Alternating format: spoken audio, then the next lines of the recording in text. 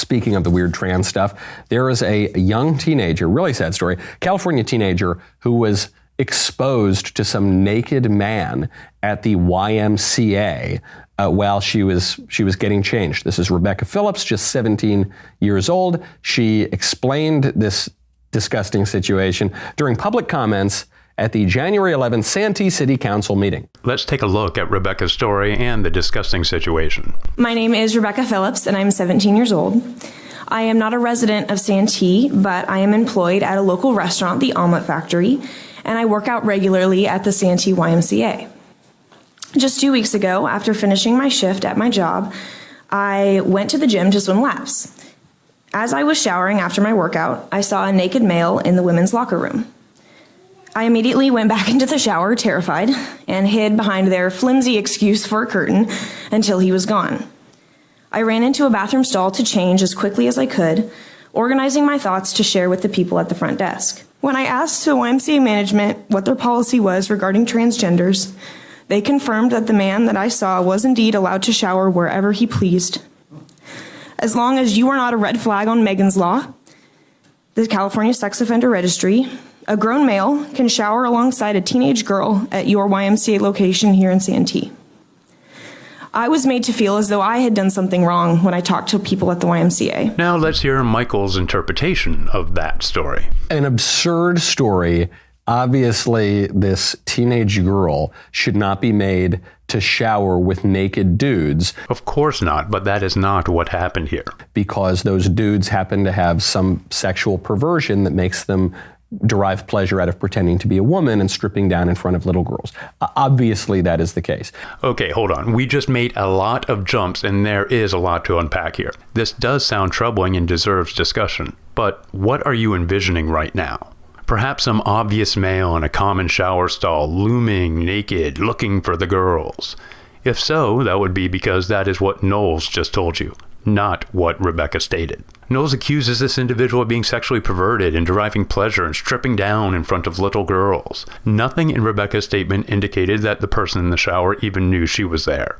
So then how could this dude be deriving pleasure from that? Also, the term little girl is a little misleading, although yes, a young woman, Rebecca is certainly not a little girl. Although the incident was not explained in detail by Rebecca at the city council nor by Knowles, it was talked about on local news KUSI, where Rebecca states that she never saw the front of this man. So when my experience was not nearly as bad as it could have been. I did not see the man's front side. So if she never saw the front of him, then he never saw her. Again, illustrating that this was not done intentionally by this person in the shower scouring for little girls to expose himself to. Also, what is never mentioned is who this person in the shower was. The person is Christynne Lili Wrene Wood, a 66-year-old Navy veteran and retired civil servant who had no idea the event even happened until a friend showed her the video of Rebecca's statements to the city council.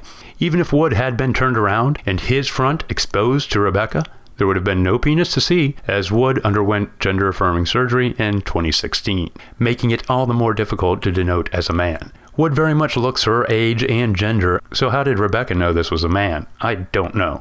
I can only guess that perhaps Wood was known around the YMCA and it was not some secret that Woods was transgender. Realize that in Rebecca's story to the city council, she asked the front desk at the YMCA about their policy on transgender, indicating that she knew transgender people attended, as opposed to what I feel would be a more indicative question of why was a man just in the woman's shower. Also, by leaving out any description of the male in this version of the story, it's intentionally leaving the viewer to fill in the blanks of circumstances that most of us have no experience with, and the only understanding is Michael Knowles' personal prejudice, as opposed to actually understanding the full story. And she says, I was made to feel wrong about my natural feelings of disgust and fear. She never said she was disgusted at seeing some dude stripped down naked in the girls' room.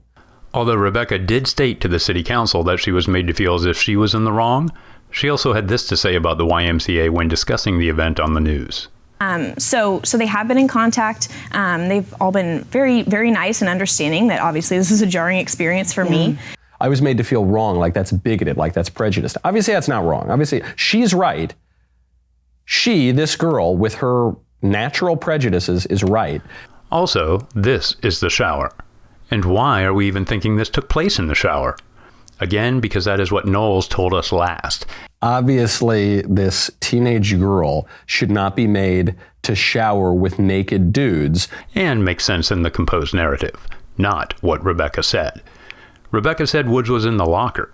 I saw a naked male in the women's locker room. So as opposed to a little girl being exposed to a naked man in the shower, more than likely what happened is that a young lady saw a known, older transgender woman's backside while she was changing in the locker room. Uncomfortable for both parties, yes. But some disgusting event by a pervert, it is not. Regardless of this, sources like the Daily Mail, OAN, and the Daily Wire reported that Rebecca had seen a penis in the locker room. Even Congressman Darrell Issa told an anchor on KUSI that a male with a male organ exposed himself to a minor. That's actually what happened. And the anchor had to correct the congressman. All of this, of course, led to the organization Parents for Choice holding a rally at the YMCA with masked far-right protesters, which led to the Y having to close early, and the staff continuing to be the target of credible threats. All because someone saw her rear end in a locker room while changing.